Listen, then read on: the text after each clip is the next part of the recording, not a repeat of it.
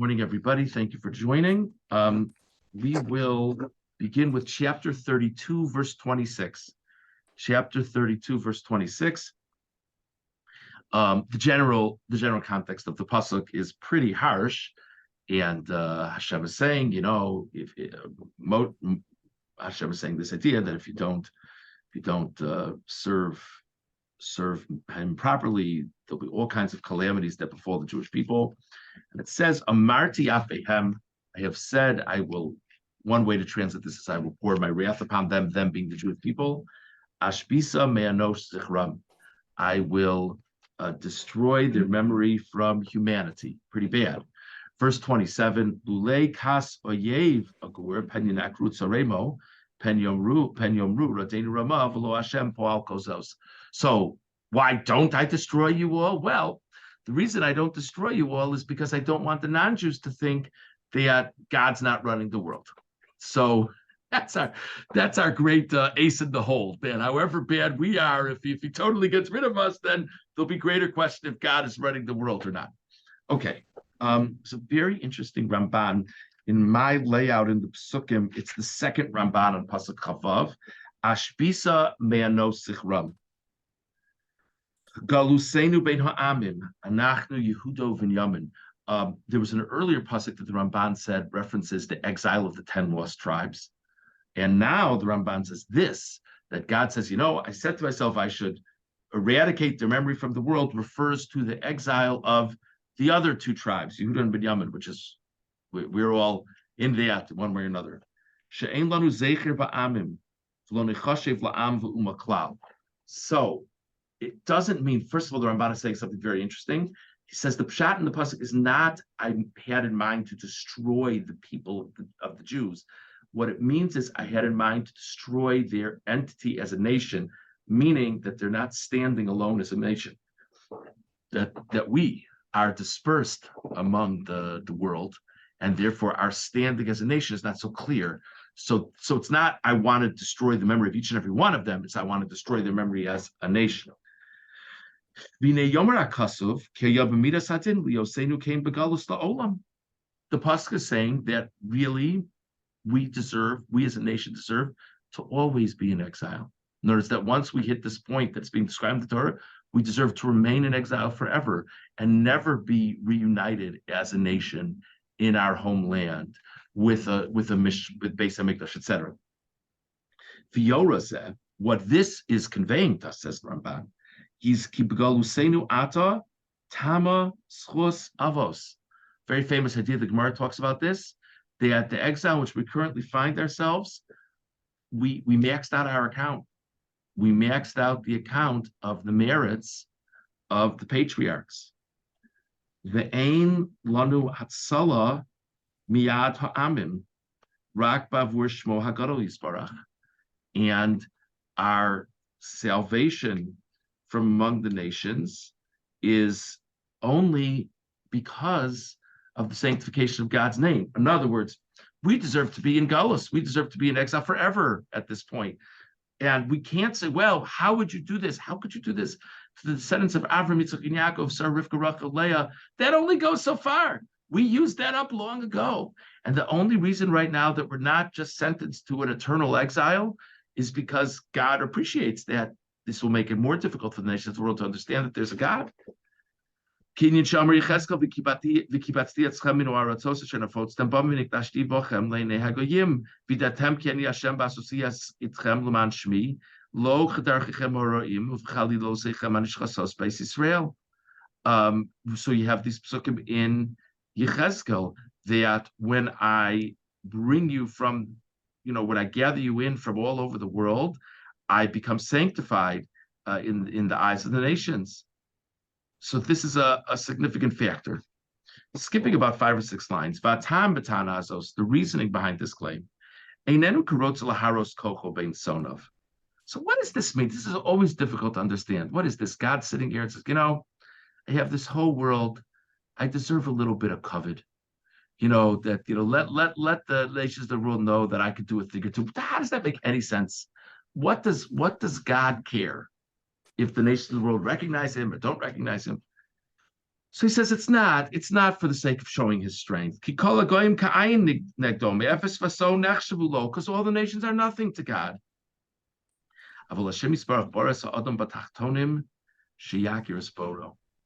God created man in this world that man should be able to recognize his maker, V'yoda lishmo hagadol yisparach, and recognize that God does all these things for him. Visam harashus biyado l'hara olahativ, and God gives humanity the opportunity to do good or to do bad. V'kasher chatu birtzonam, when they of their own will do bad. V'kafru bo kulam, and everyone denies that there's a God. Lo nishar rak ha'am hazeh lishmo, then the only nation around that's ready to serve God is the Jewish people. Ufirsim bohem ba'osos umovsim, and God does miracles and wonders for us. Kihu Elokehu Elokim v'Adonehu Adonim, and then it becomes obvious that God is running the world. V'noda bozel l'chol ha'amim, and then all the nations recognize that there's this Jewish God that runs the world. V'hine im yashuv v'yabed zichram, if God would make it that there's not a clear standing of the Jewish people, and it's not clear that he's looking out for the Jewish people, the nations of the world would forget God. And the nations of the world wouldn't talk about God anymore. And if a person would go walk around and start talking about God, oh yeah, I know God. He's like one of the constellations or something, right? They wouldn't buy into it. And God's long gone. And if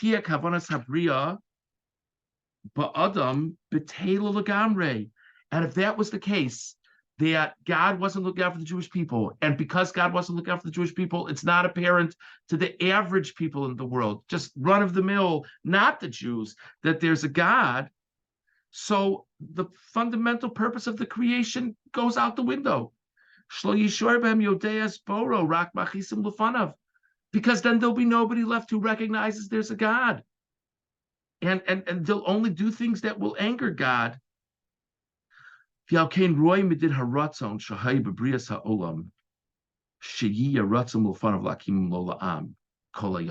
therefore, it makes sense for God's goal in creating the world in the first place that the Jewish people should be around, and there should be moments that God makes it clear that he looks out for the Jewish people.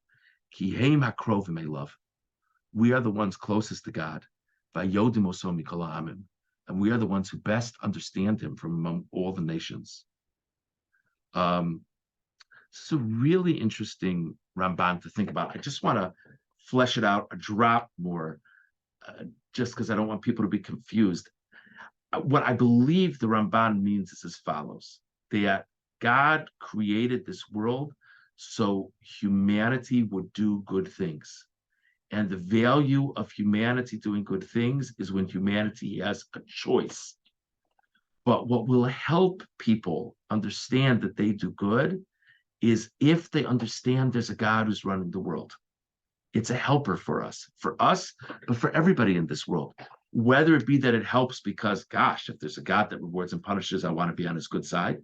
Whether it be that it helps because if there's a God that created the world, there must be a goal, there must be a purpose, there must be an intent for me in my life, whichever way one takes this.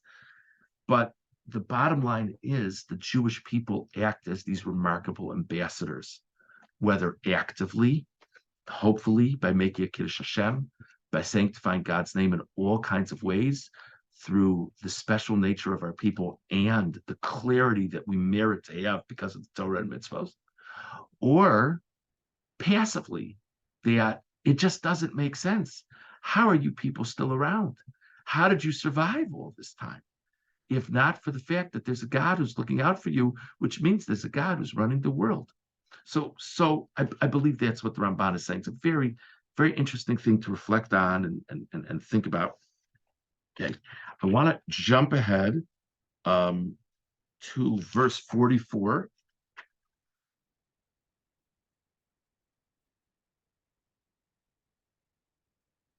The song of Hazinu is over. Vayavo Moshe. Moshe came. Vaydaber kol divrei hashira azos b'osnei ha'am. Moshe now relays all the words of this song of Hazinu to the people, which is, just to summarize, by the way, it's about the fact that when bad things happen, it's part of the arc. It's part of the arc of history. And it's because we messed up, but we'll always come back. And we always need to pray to God when these things happen, but we'll always come back. What a tremendous treasure to pass on to the nation. So Moshe shares this song with the people. Who? Hoshea ben Nun. Moshe and Hoshea ben Nun shared this with the people. There is an eminently obvious question. By the way, Rashi just, it's a Gemara and Sota. Rashi cites it. It's a beautiful image that at this moment, this was Moshe's way of bringing Yoshua in. In other words, for this last presentation, he has Yoshua sort of assisting him in the presentation so that they see this seamless transition. But the obvious question here is, haven't we been calling him Yoshua for a really long time? Isn't the last time we called him Hoshea like in Parsha Shlach? And it says Moshe called him Yoshua. So why did we revert back to Hoshea? So two really interesting pshatim. First one is the Orach Chaim. It's the second Orach Chaim of Pasuk Mem Daled. The Amr of Hoshea, v'lo Amr v'Yoshua k'mo shekor lo Moshe, v'she Tosefes Hayud hili kar ugdula. The idea of Yehoshua, the Yud at the beginning, was an honor being paid to Yoshua.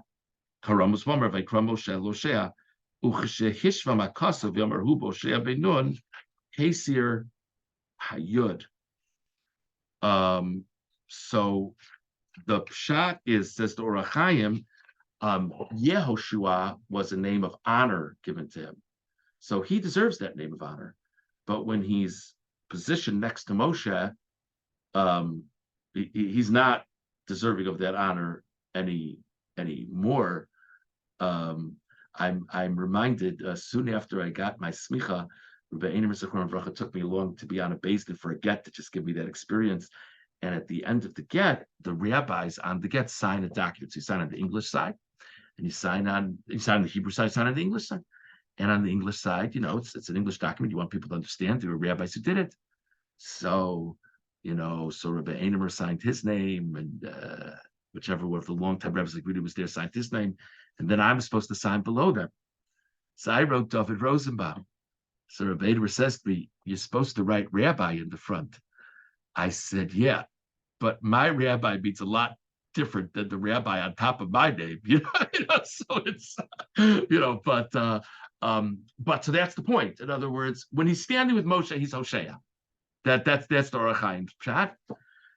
I'll just share with you outside what the Kli Yakar says, a fascinating thing.